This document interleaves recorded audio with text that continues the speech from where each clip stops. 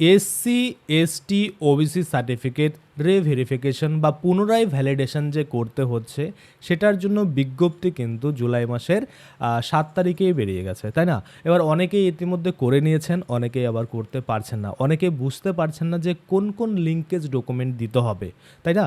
তো অবশ্যই আজকের এই ভিডিওতে আমি আপনাদের জানাবো যে 2011 সালের পর ইস্যু হওয়া এসসি এসটি এবং ওবিসি সার্টিফিকেট যদি আপনার থেকে থাকে তাহলে সেটাকে পুনরায় ভেরিফিকেশন বা পুনরায় যাচাই যেটা করা হচ্ছে সেটার জন্য কি কি ডকুমেন্টেশন কিন্তু আপনাকে দিতে হবে বা কোন কোন লিঙ্কেজ আপনাকে দেখাতে হবে, সমস্ত কিছুই কিন্তু আজকে আমরা এই ভিডিওর মাধ্যমে দেখব।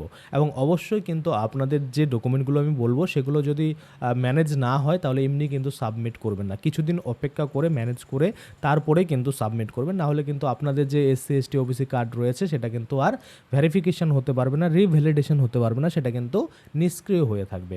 আশা করি আপনারা বুঝতে পারছেন। তো চলুন বেশি দেরি না করে ভিডিওটা শুরু করা যাক। ভিডিওটা শুরু করার প্রথমেই আমি আপনাদের বলতে যাবো, যারা ফেসবুক থেকে ভিডিওটা দেখছেন তারা অবশ্যই পেজটাকে ফলো করে নেবেন, আর যারা ইউটিউব থেকে দেখছেন তারা কিন্তু অবশ্যই চ্যানেলটাকে সাবস্ক্রাইব করে পাশের বেল আইকনটাকে এনেবল করে নেবেন। আচ্ছা, বলছে যে 2011 সালের পর ইস্যু হওয়া এসসি অর্থাৎ শিডিউল কাস্ট, এসটি অর্থাৎ শিডিউল ট্রাইব এবং ওবিসি ব্যাকওয়ার্ড যে ক্লাসেস রয়েছে, আদার ব্যাকওয়ার্ড ক্লাসেস, তারা কিন্তু প্রত্যেকেরই ভেরিফিকেশন করছে। অর্থাৎ এমন নয় যে শুধুমাত্র এসসি ওবিসি এসটি সকলের, আগে আমরা দেখেছিলাম শুধুমাত্র ওবিসিদের রিভ্যালিডেশন হচ্ছিল, এখন কিন্তু এসসি এসটিদেরও হচ্ছে। আচ্ছা, 2011 সালের পর প্রত্যেক উপরোক্ত বা আমরা বলতে পারি 2011 সালের পর প্রত্যেক যে সার্টিফিকেট রয়েছে বা সার্টিফিকেট হোল্ডারদেরকে অনুরোধ করা হচ্ছে যে আপনার সার্টিফিকেট বের করার সময় যে ডকুমেন্ট দিয়েছিলেন অথবা নিম্নলিখিত নথিগুলি নিয়ে আপনারা কিন্তু জেরক্স করে মনে করুন যে ব্লক রয়েছে সেখানে গিয়ে জমা করতে হবে। অবশ্যই কিন্তু প্রত্যেকটা ব্লকেই একটা করে ডেট দেওয়া হয়েছে বা একটা দিন ঠিক করে দেওয়া হয়েছে যে বুধবার কি শুক্রবার কি সোমবার সেদিনকা কিন্তু এগুলো জমা নেওয়া হবে, প্রত্যেক দিন কিন্তু নয়। তো আপনারা দেখে নেবেন আপনাদের বিডিও অফিসে কবে কবে কিন্তু জমা নিচ্ছে। আচ্ছা, তারপরে যদি আমরা দেখি যে লিঙ্কেজ হিসাবে আপনারা কি কি ডকুমেন্ট দেবেন, দেখুন 1 নম্বরে যদি আমরা দেখি যে আবেদনকারীর সার্টিফিকেট, আধার কার্ড, ভোটার কার্ড ও 2026 সালের ভোটার লিস্ট, অর্থাৎ আপনাদের যে ডকুমেন্টগুলো মাস্ট জেরক্স করে দিতে হবে সেটা হচ্ছে আপনার যে সার্টিফিকেট রয়েছে সেটা হাতে লেখা হতে পারে বা ডিজিটাল হতে পারে, যেটাই আপনার কাছে রয়েছে সেই সার্টিফিকেটটা দেবেন, আধার কার্ড সেটা জেরক্স দেবেন এবং ভোটার কার্ড সেটারও জেরক্স দেবেন, এবং 2026 সালের ভোটার লিস্ট যেখানে আপনার নাম রয়েছে সেটা কিন্তু অবশ্যই হাইলাইট করে দিয়ে দিবেন। আচ্ছা, দ্বিতীয়ত বলেছে যে 2011 সালের আগের লিঙ্কেজ সার্টিফিকেট দিন, অর্থাৎ 2011 সালের আগের লিঙ্কেজ সার্টিফিকেট বলতে মনে করুন আপনি যে ডকুমেন্টের থ্রুতে বা যে বাবা বা মা বা যেভাবেই আপনি পেয়েছেন এই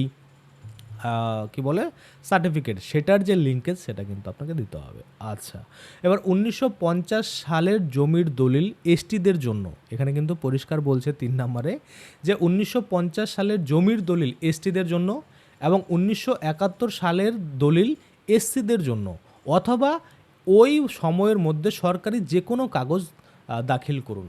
অর্থাৎ আপনাকে বলছে যে যদি আপনি এসটি হয়ে থাকেন তাহলে আপনাকে কিন্তু 1950 সালের যে জমি সেটা কিন্তু বা জমির যে তথ্য বা জমির যে দলিল বা জমির যে রেকর্ড সেটা কিন্তু দিতে বলছে, এবং যদি আপনি এসসি হয়ে থাকেন তাহলে 1971 সালের দলিল সেটা কিন্তু দিতে বলা হচ্ছে।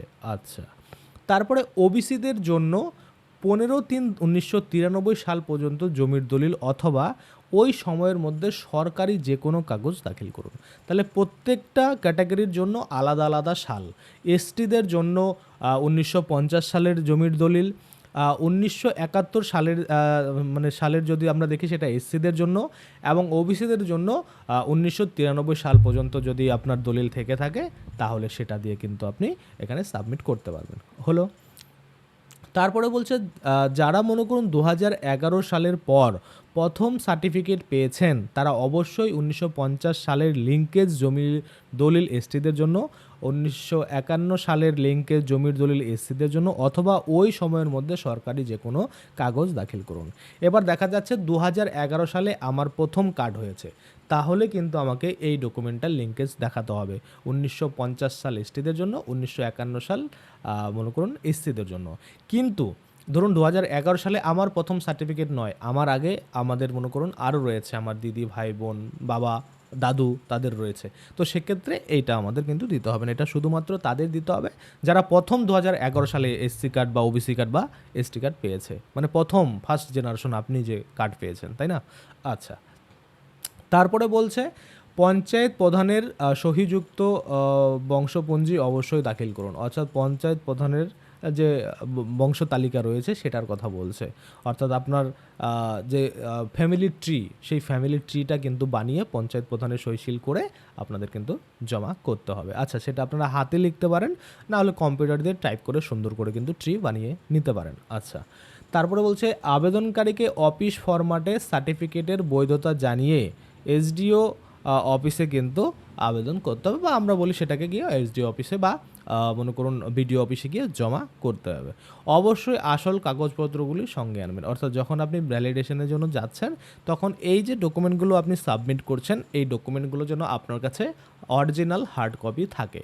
সেই অরিজিনাল হার্ড কপি দিয়ে ভ্যারিফিকেশন সম্পন্ন করে দিলেই আপনার কিন্তু কাজ কমপ্লিট হয়ে গেল, বা আপনার যে ভ্যালিডেশন বা রিভ্যালিডেশন সেটা কিন্তু কমপ্লিট হয়ে যাবে। আশা করি আপনারা বুঝতে পারছেন। তো আজকের জন্য ভিডিওটা এখানেই শেষ করব। যদি ভিডিওটা ভালো লাগে অবশ্যই একটা লাইক করবেন। ধন্যবাদ।